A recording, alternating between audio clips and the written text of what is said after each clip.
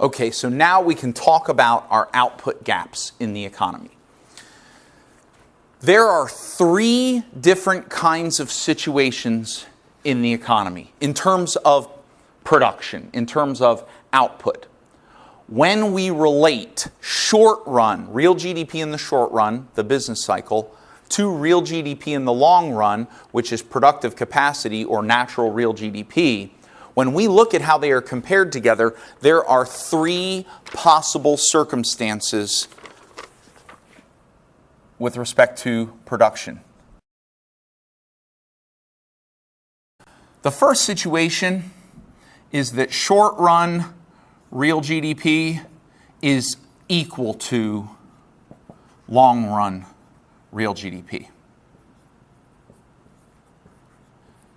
Meaning that actual production or actual output is equal to possible output. We are exactly producing what we are capable of producing in the long run.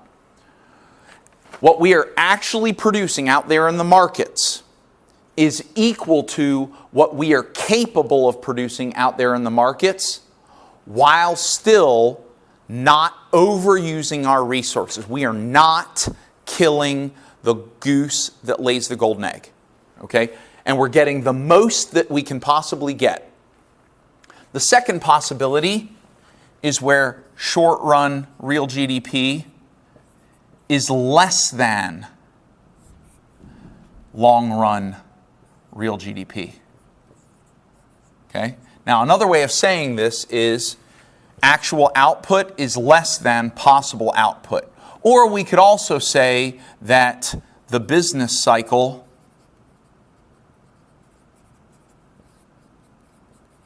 is at a lower point than natural real GDP. Okay? So the business cycle is producing at a place less than natural real GDP. Here, we would say that the business cycle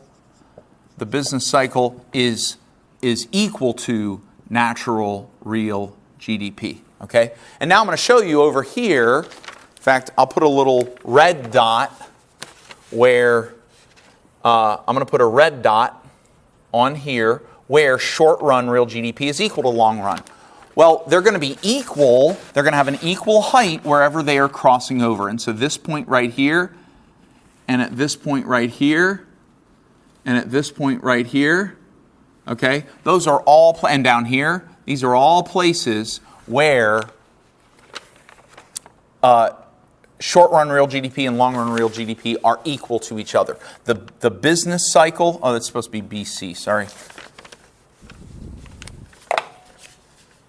The business cycle is, I was thinking phonetically, the business cycle is equal to natural real GDP. They're intersecting one another.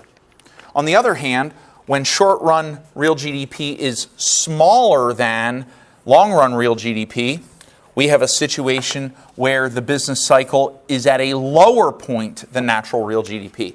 And that's right here. See, here's the business cycle, and it's lower than natural real GDP. And so what I'm going to do is I'm going to draw a purple line here. In fact, we can have a whole bunch of purple lines here. This is a place where the business cycle is lower than natural real GDP. And so what I'm going to put here is wherever we're shaded with purple lines indicates where short-run real GDP is less than long-run real GDP. And then we have places where, or we have periods of time where short-run real GDP is greater than long-run real GDP. Okay, so that means that the actual output or the business cycle is larger than, and this is where we're killing the goose that lays the golden egg. We are overusing our resources. We are producing an amount of output in the economy. We're producing more cars than we should be producing. We're producing more phones. We're producing more cheeseburgers. We're producing more stuff than what our factors of production will allow us to produce. We are overusing our resources. And we're going to represent that by shaded in green, a green shaded region. And that's right here. Do you see this? The business cycle is higher than the natural real GDP. So this whole region right here, and you'll see what's happening here is for a period of time, we are overproducing. For a period of time, we are underproducing. And right between those is a situation where short-run real GDP is equal to long-run real GDP. And so these are the only three possibilities at any moment in our economy. Right now, in our economy, we are either in a situation where short-run real GDP, actual production, is too much. We are producing more than we should be producing, than we are capable of producing.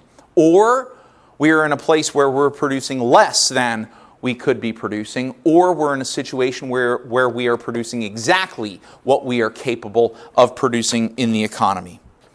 When real GDP is different, when short-run real GDP is different than natural real GDP, or we're just going to say when real GDP. We're going to call real GDP, when I just say real GDP, I'm referring to short-run real GDP. I'm referring to actual output of stuff in the economy.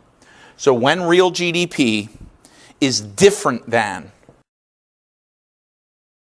natural real GDP, we call it a gap.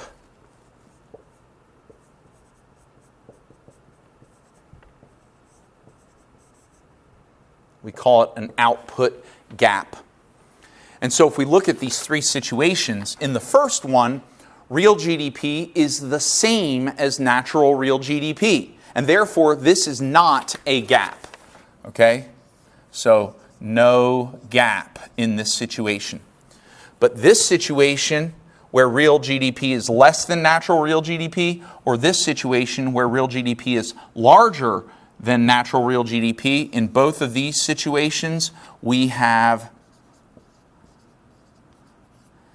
an output gap in both of these. And what we're now going to do is we're going to talk about what we call these gaps, and we're going to talk about some of the, we're going to define them, and we're going to talk about some of the circumstances associated with these gaps. All right, so what we're going to talk about is the two kinds of output gaps.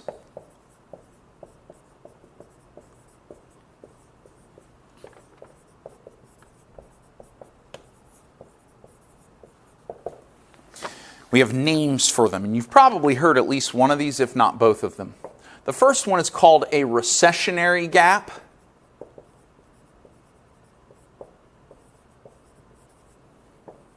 And the second one is called an inflationary gap.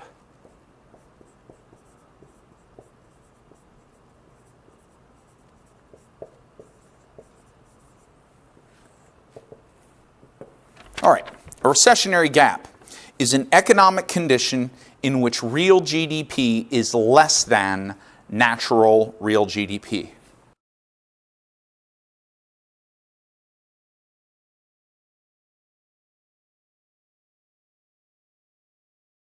An inflationary gap is the opposite of that. A recession or an inflationary gap is an economic condition in which real GDP is greater than natural real GDP.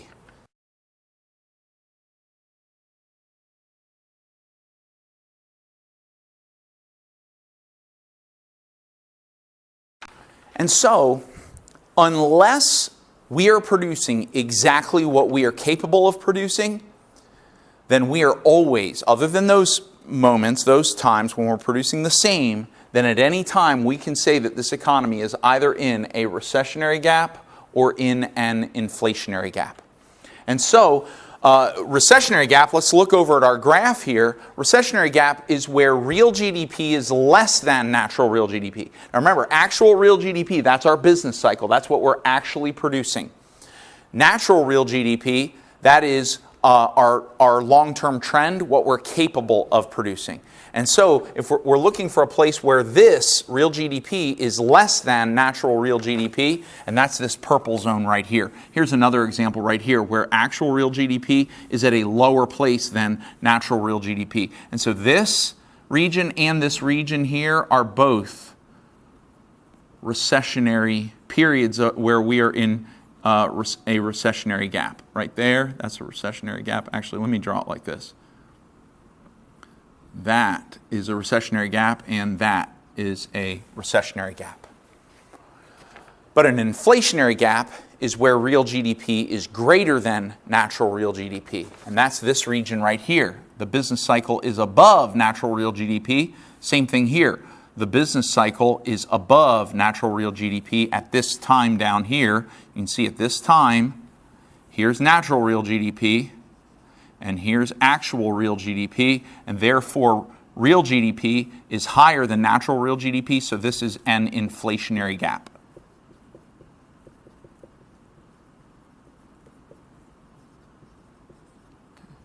There and there. Those are both inflationary gaps, okay? And so I want to talk about our three economic goals. Do you remember our three economic goals? Full employment, price level stability, and economic growth. How do we measure each one of those three things? We measure full employment by the unemployment rate.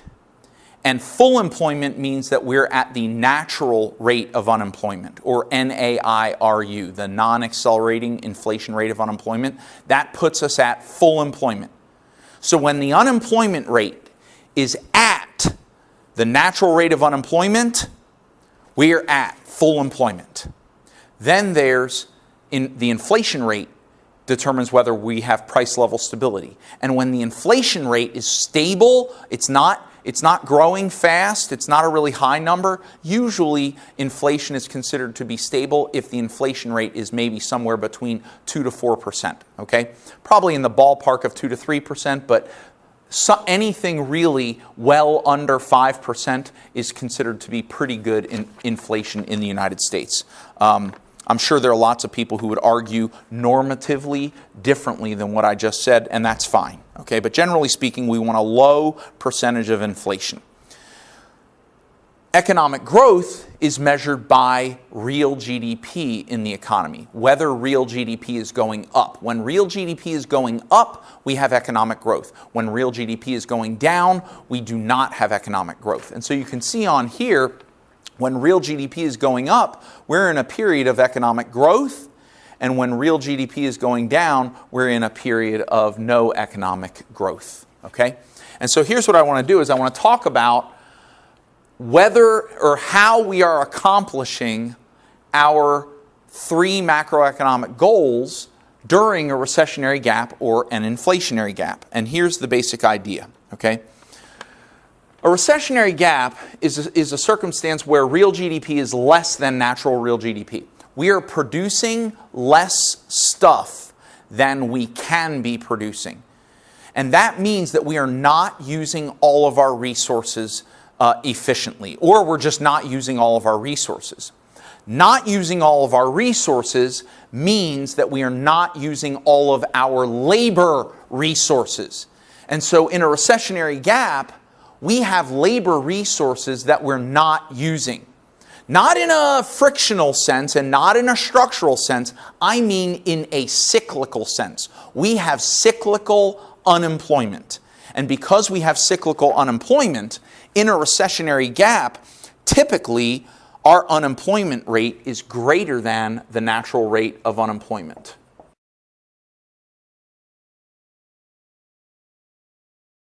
And the reason for that, what that means is because our unemployment rate is higher, when we're at the natural rate of unemployment, we have frictional unemployment and structural unemployment. In order to have an unemployment rate that's higher, we would also have to have cyclical unemployment. And so I'm going to put over here cyclical unemployment. Now, do you know why they call it cyclical unemployment? See this word cycle? That's related to the business cycle. It is unemployment that is the result of a recessionary gap due to the business cycle being lower than natural real GDP. That is cyclical unemployment. Now, what we have said previously is that the unemployment rate is inversely related to the inflation rate. So when the unemployment rate is high, as it is here, higher than the natural rate of unemployment, that means that the inflation rate is going to be low. And so here, the inflation rate is lower than it should be. Or we're going to say the inflation rate is lower than the ideal. Lower than ideal, the ideal inflation rate. So the inflation rate is actually too low. This is what happened during the Great Depression. Unemployment was very high. It got up to about 25%, which is insane. That means 1 out of every 4 people that wanted to be working was not working. That's extremely high. But the inflation rate was extremely low. In fact, it was so low that we had what is called deflation. Prices were actually going down over time, which sounds awesome, except when you're unemployed and you don't have any money to buy the stuff where the prices are going down. And so unemployment went so high that the inflation rate went so low that it went negative. Okay? And so we have this inverse relationship between unemployment and inflation. So the inflation rate is lower than the ideal. And then lastly, economic growth during a recessionary gap. Now you may see here, look, we have an increase, we have an expansion, we have an increase in real GDP here. But that's because we are coming out of the recessionary gap. But generally during a recessionary gap, we either have negative economic growth or we have lower economic growth. So we're going to say economic growth is low or negative. And so you can see when the economy is in a recessionary gap, we are not achieving our 3 macroeconomic goals, not the way we want to be achieving them. Unemployment is too high, inflation is too low, and economic growth is something that we are not experiencing the way we want to be experiencing. Okay? And so a recessionary gap, we don't like this. Okay? When we say we're in a recession, this is what they're talking about. We are in a recessionary gap. Now let's talk about an inflationary gap. Basically, an inflationary gap is going to be the opposite of all of these things. In an inflationary gap, the unemployment rate is less than the natural rate of unemployment.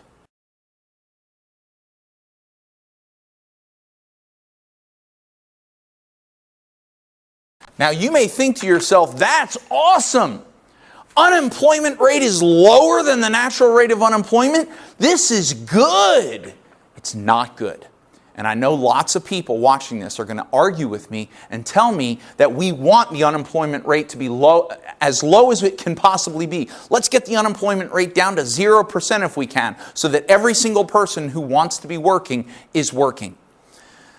I know that that sounds really nice, and I know that all the people will be happy that they're working, but this is a problem. This is not good for our economy, because what's happening is we would then be using some of our labor resources in ways that we shouldn't be using them.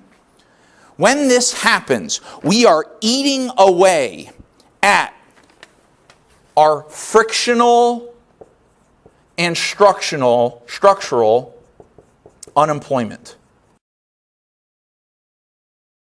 Now let me tell you why that's bad. There are no jobs available for people to be able to leave their job and go to another place where they would be better. Each person, think this is a conceptual thing, each person in an economy can serve that economy. Now, I understand, I don't want to make this sound too bad. You're serving yourself, okay? You want the best job that you can have, okay? But if you're in a job that is not good for you, and you're actually not good for that job, then don't you want to leave that job? Don't you want to leave that job and go over to a job that's better? But you can't do that when there's no frictional unemployment. There's no room in the economy for you to leave and then go get a job somewhere else. What happens a lot of times that inhibits frictional unemployment is this. The economy is doing so well. The business that you work for is doing so much business, they can't even get it all done. Their stack of orders is this high, and it's just getting higher and higher, and they can't produce enough stuff to satisfy all their customers. So when you go to the boss and say, hey, I'm going to quit because I want to go get a job somewhere else, your boss is going to say, you can't quit. We have so much work to get done. I can't let you quit. Please don't quit. In fact, I need you to work more. I need you to work 60 hours a week. And you're like, I don't even want to work 1 hour a week. Why do you want me to work 60 hours a week? And so your boss says to you, look, I'll give you a raise. I'll give you more money to please stay. And so what he's basically doing is bribing you to stay in a job that is not as good for you, and it's also not as good for the economy. There needs to be flexibility in unemployment for you to be able to quit your job and go get a job at a better place where you can do better work and more work for you, for that company, and for the economy. We need that flexibility. Same thing with structural unemployment. Let's say that there's a business, they have all these orders they can't satisfy, and so they find somebody to fill the job. They got the job available. They call a guy in and they say, well, you know, are you a journeyman carpenter to make some of these cabinets that we're trying to sell? I'll say it's a cabinet company. And he says, no, I'm actually an apprentice carpenter. I'm still learning how to do the job. And they say, well, we really need a journeyman for this job, but there aren't any journeyman carpenters available. Why? Because there's no frictional unemployment. You can't get a journeyman to come over from that job over there, from that company, to work for you because they just got offered more money. So now what this company is going to say is they're going to hire the apprentice carpenter who does not have the appropriate skills for that job, but they're going to pay them as if they were a journeyman to bribe them to work because they have so many jobs to get done. Output is so high in the economy, it's too high. We are hiring people that shouldn't be hired. We are keeping people that shouldn't be kept. We need flexibility in frictional and structural unemployment so that people can move to the jobs where they're best suited, so that we can hold off this job just for a little while longer so that that person can get the skills they need before they come into the job and get paid as a journeyman. So, during an inflationary gap, unemployment is too low. We're overemploying people. We're using up our resources. And remember how I said that you're giving raises to people so they'll stay? Now people are getting overpaid for their skill level. And when people have too much money in their pocket for what their work is doing, that's going to result in an increase in prices. And so during an inflationary gap, not only is the unemployment rate too low, but the inflation rate is high. And now we're going to have too much inflation. Prices are going to go up, and eventually it's going to hurt the economy because people aren't going to be able to afford all the things that are being produced. Or they're going to have to dig into their savings to be able to buy the things that they used to be able to buy because prices are rising at a rate that is unstable. So now we don't have price level stability. We don't have full employment. You might say, well, that's okay. We don't want full employment because we want lower unemployment than full employment. No, we want full employment. We need to be at this comfortable natural rate of unemployment where we have some frictional and some structural unemployment. Now, here's the cool thing about an inflationary gap. Even though unemployment rate is too low and we have a high inflation rate, we do have a lot of economic growth. In fact, economic growth is higher than it should be, or let's say it's higher than usual. Economic growth is higher than usual. So we are achieving excellent economic growth because our output is higher than what we are actually capable of producing. Why? Because we are overusing our labor resources, and we're probably also overusing our land resources, and we're probably also overusing our capital. We're probably driving our trucks and we're not giving them oil changes because we don't have time to give them oil changes. We're using our machines longer than we should. If a machine's only supposed to be run 80 hours a week, now it's being run 120 hours a week on a third shift, with employees that are being paid overtime because we can't get enough employees. There's nobody available out there to hire because the unemployment rate is so low. You don't want to be a business owner during an inflationary gap and trying to hire a good employee, because there aren't any good employees available out there. They are all being kept and bribed to stay in their current jobs. And then what you wind up doing is you wind up bribing people out of their homes. If you can, you'll hire a 16-year-old, somebody who just turned 16 and can now get a job. You will hire them to do the job of an 18 or 19-year-old just because you need a good employee. That's dangerous for the economy. We're overusing our resources, okay? And so that is an inflationary gap. So we're not achieving full employment. We do not have price level stability, but at least we are experiencing economic growth, okay? All right, so that is output gaps.